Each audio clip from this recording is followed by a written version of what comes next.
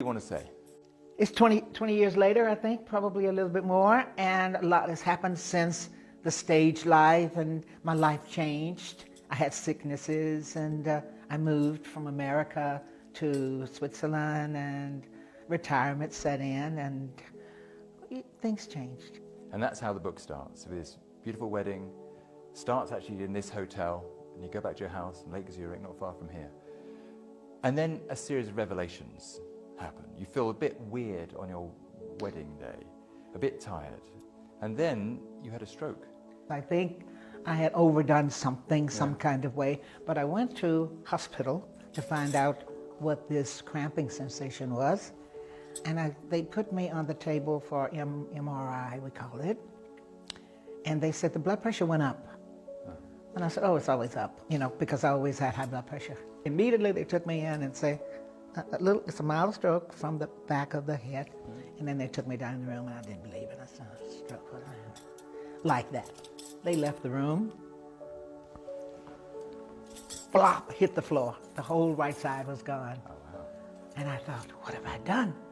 I really have had something, because I can't move. And I used all of my willpower I wanted to get back like I was. I didn't believe, I thought I was the ultimate person to fix things. Right. So they said, well, how you do that, don't give in to it, it will come back. It was a mild stroke, it wasn't a heavy one. And you were 73 at the time? At the time, yes. And did it affect your singing at all? Well, obviously when you couldn't speak, but once your speech came back, was your voice still there? Actually I had retired. I haven't actually tried to sing since, but I'm sure I can. Oh, yes, it's still there. Yeah. After we got rid of the stroke, then the swindle started, this dizziness. So they found out what that was in the inner ear. We corrected that, and then after that was the kidney thing. They found that, that was this one next, the colon. Yeah. So they said, okay, we'll have to cut half of it out. And because it was cancerous? Yeah. So then they said,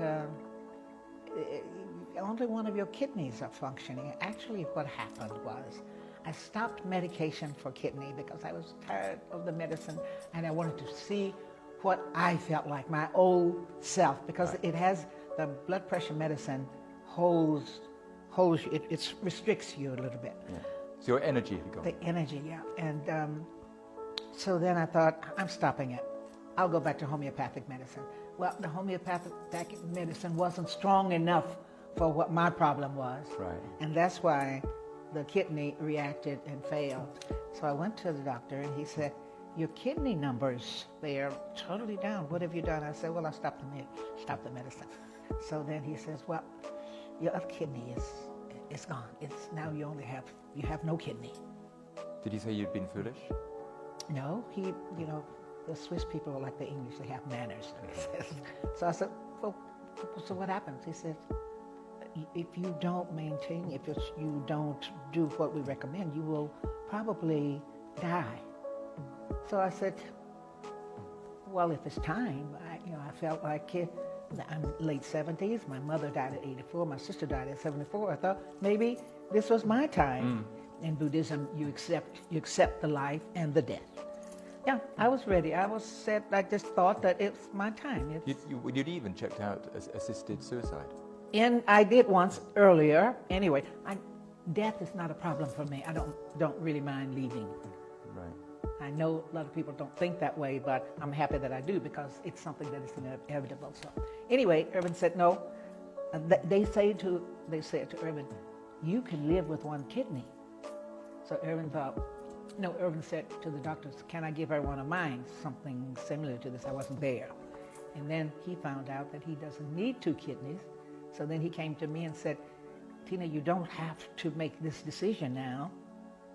I can give you one of my kidneys. I said, oh, Irvin, you're young. I'm already older. It's okay. You just get used to me not being here. Oh, no, he didn't want that. So then he talked me into him taking on one kidney. So I said, well, no, I have to talk to the doctors.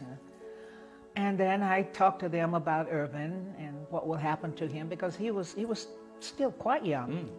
And I did feel like I was older. I was already in my 70s. So why should I take the kidneys from a young man and let him finish his life. That's what I felt like. And he said, no, my life is fine how it is. I'll give you one of my kidneys. Yeah. So the obvious question is, I mean, you're 79 next month. You've had your stroke, you've had cancer, and you've had a kidney failure and a kidney replacement. How are you, Tina? I'm happier than I've ever been in my life. I'm happier than I ever thought that life would become for me. So that means that most of my hardships came while I was young and growing up. And in the last days, when normally people suffer from old age and sickness, my happiness came. I'm really thoroughly happy. And how is your health? It's very good. I go to the doctor now once a month. Yeah. For them to just check to make sure everything is going. I take medicine once a day that I have to for the rest of the life. And I did fall a couple of days ago. You're most welcome to my YouTube channel. Make it a point to subscribe to Monindo Henry if at all. This is the first time you saw another breaking and very sad news coming in. Tina Turner, one of the rock's great vocalists and most charismatic performers, has died at the age of 83. In a statement, her spokesperson said, Tina Turner, the queen of rock and roll, has died peacefully today at the age of 83 after a long illness in her home in Zurich, Switzerland. With her, the world loses a music legend and a role model. The US-born star was one of the great female rock singers, known for her electric on-stage presence and string of hits including The Best, Proud Mary, Private Dancer, and What's Love Got to Do With It. Among the first to pay tribute were Mick Jagger, Bette Midler, Bryan Adams, and the White House of Gloria Gaynor. Turner first found fame in 1960s alongside ex-husband Ike Turner with their classic song Live Deep, Mountain High among their repertoire. The domestic abuse he subjected her to and her long struggle to great break free was documented in a 1993 Hollywood film starring Angela Bassett, which won 3 Oscars. Turner's life story was so immortalized in the popular West End show that is still running. The singer's popularity as a solo artist waned in 1970s, and her days in the limelight appeared over, with the singer mainly playing at the cabaret circuit.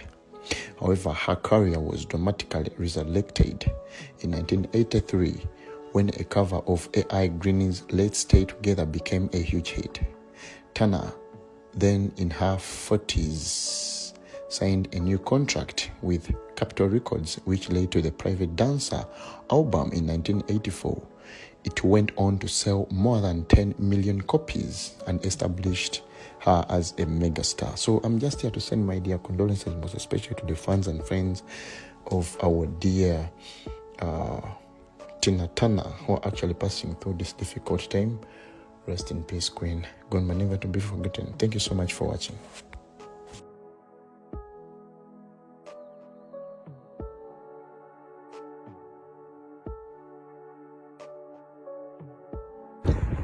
Hey, this is Henry Molini.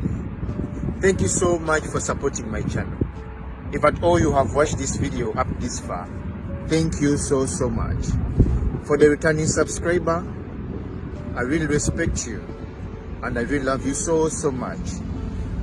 For the new person here, please join the family. Once again, thank you so much. May the Almighty bless you, bless your family, and also bless the work of your hands. I sign out. Bye-bye.